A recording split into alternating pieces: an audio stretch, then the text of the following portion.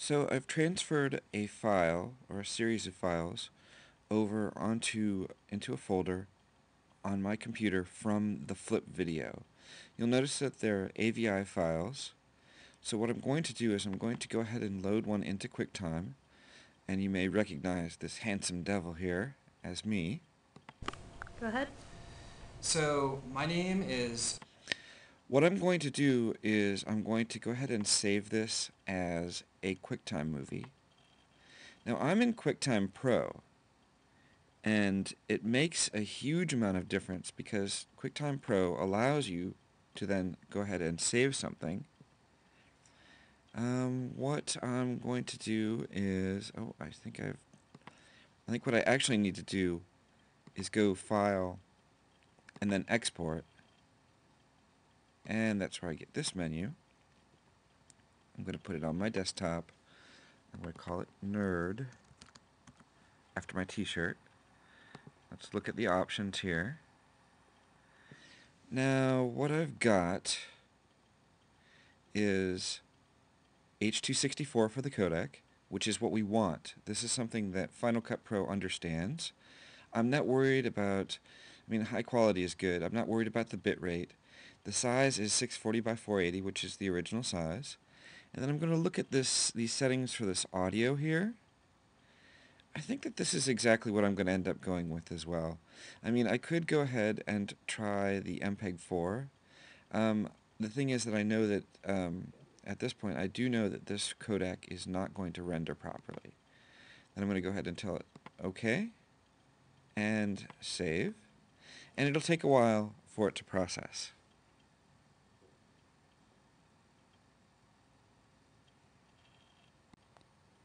After it's saved, I'm going to go ahead and close QuickTime and find the movie. What I want to do is load this into Final Cut,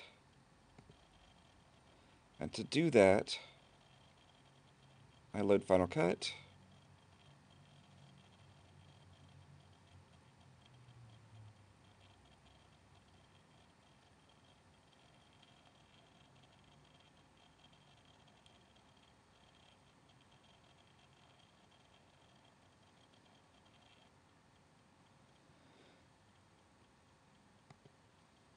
and basically drag the movie into the folder. At this point, I'm going to go ahead and give my project a new name. Make sure it's on my desktop.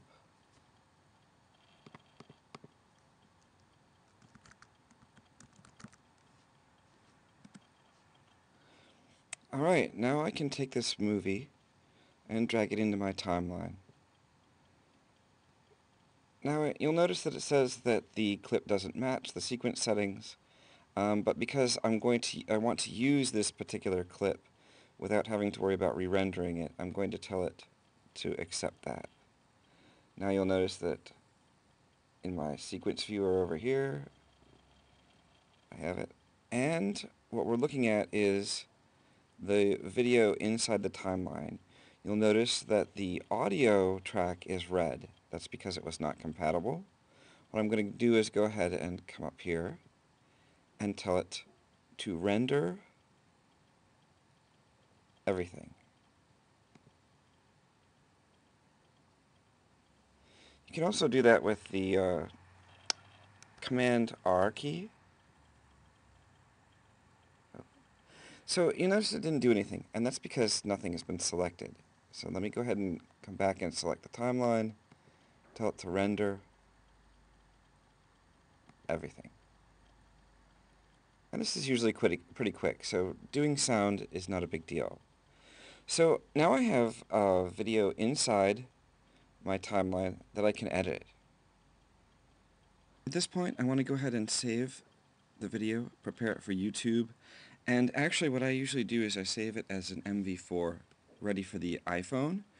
The advantage to that is that it is podcast ready.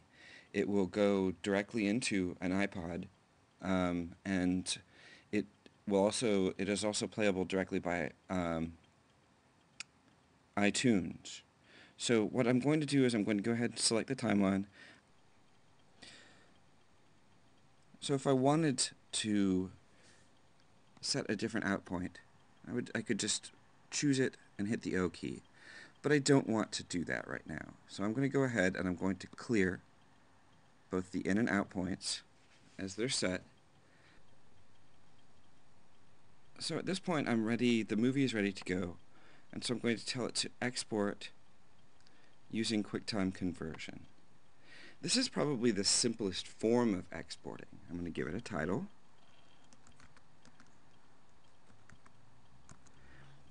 And then I'm going to choose a compression scheme. Now, generally, I use QuickTime Movie if I'm going to post it to the web. iPhone generally has a little bit better compression, and it also includes the information for podcasting. Now, if you were going to put it back out to, say, a video camera, or if you wanted to continue editing it, you could create a DV stream. So this time we're going to choose iPhone. The nice thing about this is there are no settings. Tell it to save it. It'll take a moment to build it. This video is short, so it happens rather quickly. You end up spending about, I don't know, a third of your time waiting while video renders. Sometimes it gets to be a little bit longer, actually, too.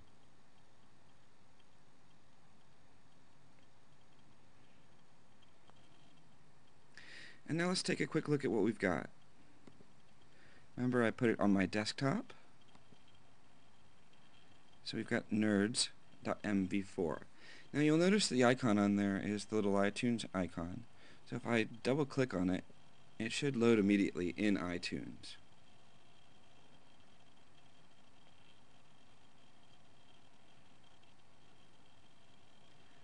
The nice thing about this format is it loads up onto YouTube very easily. Go ahead. So my name is And James there Morgan. I'm going to check my notes. is the video playing in iTunes. And what I want to do in the next 6 months. All right. So our last step is to upload the video to YouTube. You want to make sure that you're logged in. Go to Upload Video File. Select the video.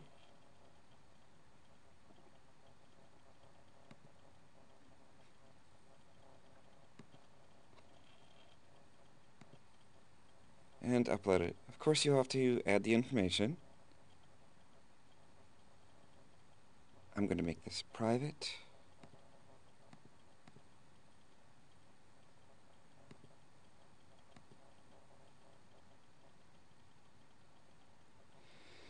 Now, YouTube can take quite a long time to upload it. A lot of this depends on the size of it. In our case, this video is only 3.3 megabytes. A larger video will take longer to upload, and then it also has to be transcoded by YouTube. So I'm not going to wait for this to finish. But I hope that the process is pretty straightforward. I realize we haven't done any editing yet, but at least now we have the in and the out done.